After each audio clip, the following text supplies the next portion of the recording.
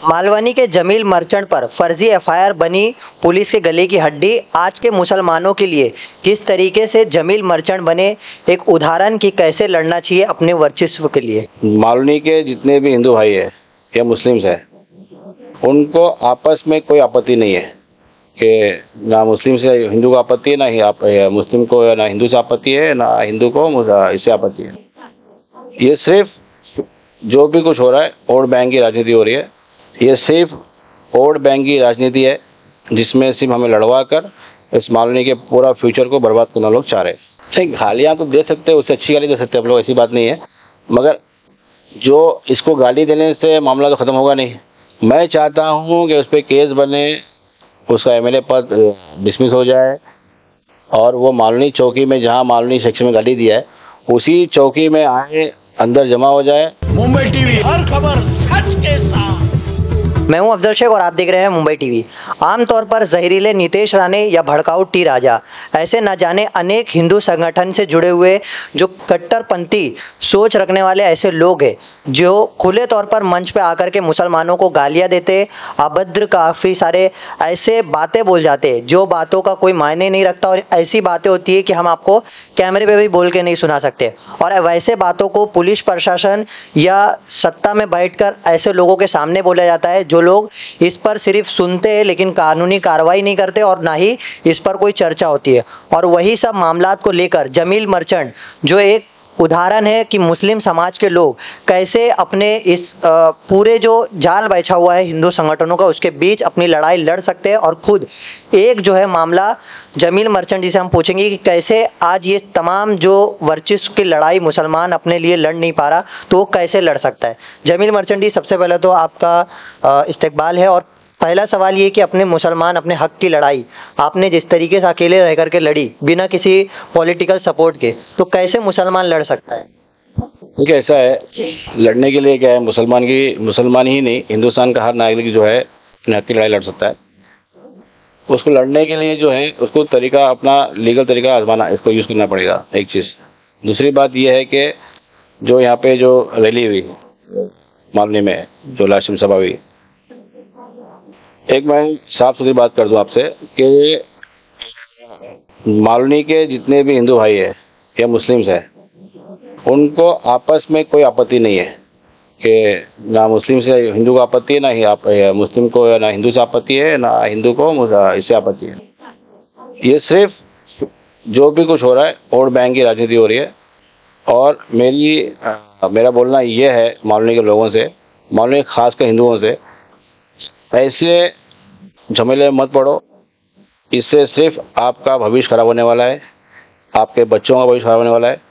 ये सिर्फ vote bank की राजनीति है जिसमें सिर्फ हमें लड़वा कर इस मालवनी के पूरा फ्यूचर को बर्बाद करना लोग चाह रहे हैं। नहीं, ये जो आप बोल रहे हो ना, मेरे हिसाब से ना स्थानीय कोई हिंदू बोलता है ना कोई मुस्लिम बोलता है। ये कुछ कट्टरपंथी समाज के कुछ ऐसे हिंदू संगठन के लोग होते जो सिर्फ जहर उगलते और चले जाते। तो वैसे नफरती चिंटुओं को क्या कहेंगे? देखिए क्या है ना, उनको मेरा कहना है कि मेरे मालवनी के या जहाँ पे भी ये हादसे होते हैं, मेरा और मालवनी हो गया, गोंडी हो गया, जहाँ भी, वहाँ के हिंदुओं से मेरी अपील है कि ऐसे चिंटू मिंटू जो आते हैं ना, उनको मार के भगाओ, साफ सुथरी बात। क्योंकि इनको अगर आप ज़्यादा उनको आप ये करोगे, भीड़ में जमा करोगे, तो उनकी हालत ऐसी होगी। अच्छा, ये जो सत्ता में बैठे हुए लोग हैं, क्या इनको काजल हिंदुस्तानी, यतीना नरसिंहानंद या सुरेश चौहान या टी राजा या नीतीश राणे जैसे लोग नहीं नजर आते? देखिए कैसा है, ये तो मसला कैसा है कि कहानी ऐसी है कि जिसको दिखता है वो दिखता है, जिसको नहीं दिखता नहीं दिखता। तो बोलने का मतलब ये है कि अगर उनको नहीं दिखता है तो मेरा मानना ऐसा है कि उनको दिखाओ, लीगल जाओ, कोर्ट के जरिए जाओ। एक रैली दिखाओ कि एक आदमी गाली दे रहा है, एक आदमी गाली नहीं दे रहा है, और जो गाली नहीं दे रहा है उस पर केस बन रहा है, तो उसको लेके आप कोर्ट जाओ। यानी कि कैसा, मेरा स्टार्ट से मेरा मुसलमानों से या किसी से भी एक ही अपील है कि अपनी जो आज की लड़ाई है उसको कोर्ट लेके जाओ। कोर्ट लेके जाने से क्या होगा, ये सारी सच्चाई कोर्ट में आएगी और इसका दूध का दूध, पानी का पानी होगा। कोर्ट जाने का जैसे तमाम प्रोसीजर है, लेकिन काफ़ी सारे ऐसे लोग हैं जो लड़ना चाहते हैं लेकिन वो ये सारी चीज़ों से डर जाते हैं कि आप अगर जैसे पिटीशन डाले हो कोर्ट में, तो आपको काफ़ी सारे दबाव बनते होंगे, काफ़ी सारी धमकियां आती होगी, तो वो चीज़ों से लोग कैसे जो है नज़रअंदाज कर सकते हैं, कैसे अपनी लड़ाई? ये देखिए भैया, ऐसा है कि अगर किसी को लड़ाई लड़ना है किसी के खिलाफ, हक की लड़ाई लड़ता है आदमी, तो फना फिल्ला होता है। फना फिल्ला होने की ताकत है इसमें तो लड़ो, और नहीं है ताकत तो आराम से घर में बैठो अपने। सीधी सी बात है कि अगर आपको हक की लड़ाई लड़ना है, इंसाफ दिलाना है, इंसाफ लेना है, तो आपको रिस्क तो लेना ही पड़ेगा किसी भी हालत में।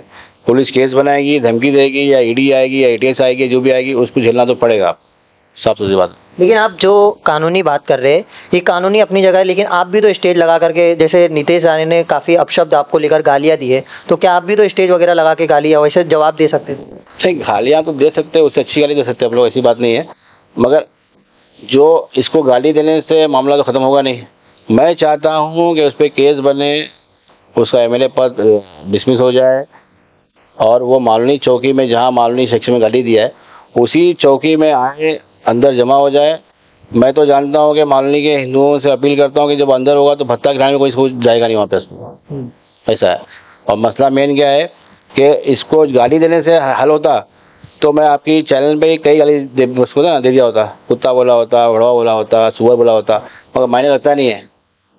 मेन मायने क्या लगता है कि लीगल कार्रवाई करना, कि ये गाली आज मालनी में गाली दिया है, मिरौर में दिया है, गोंडी में दिया है, या शोलापुर में दिया है, तो आगे कहानी इसकी चले नहीं, क्योंकि ये एक स्क्रिप्ट राइटर है, मतलब इसको स्क्रिप्ट लेके देते हैं वो लोग, तो वो स्क्रिप्ट नहीं चलाता है वो। ऐसे लास्ट सवाल ये कि ऐसे जो कट्टरपंथी समाज से जुड़े हुए लोग हैं और काफ़ी कट्टर बातें कहते हैं, इन्हें कैसे रोका जा सकता है? देखिए, कानून ही एक रास्ता है उनको रोकने का। आज की तारीख में हिंदुस्तान में, पहले भी वही था, आज भी वही है, कानून एक रास्ता ऐसा है कि जो कानून के ज़रिए से उनको रोक सकते हैं। अगर कोई कानून के अलावा जाता है तो रुकेगा नहीं और बढ़ेगा वो। अगर इसको गाली देने से या चिल्लाने से, मारने से वो मामला बढ़ेगा, मतलब ख़त्म होगा नहीं, मामला बढ़ेगा ही। कानून के ज़रिए से ही उसको रोकना चाहिए, इसी में अपना सबका भला है।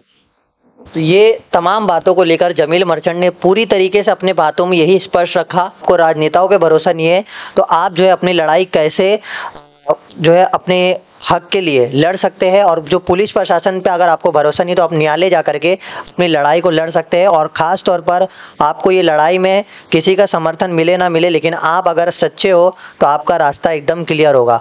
अब ये तमाम बातों को लेकर जिस तरीके से जमील मर्चेंट ने अपनी बातें रखी है, ये मामले को लेकर आप लोग क्या सुझाव रखते हैं, ज़रूर जो है इनकी बातों को लेकर अपना कमेंट दीजिएगा। कैमरामैन जैन सैयद के साथ अफजल शेख, मुंबई टीवी।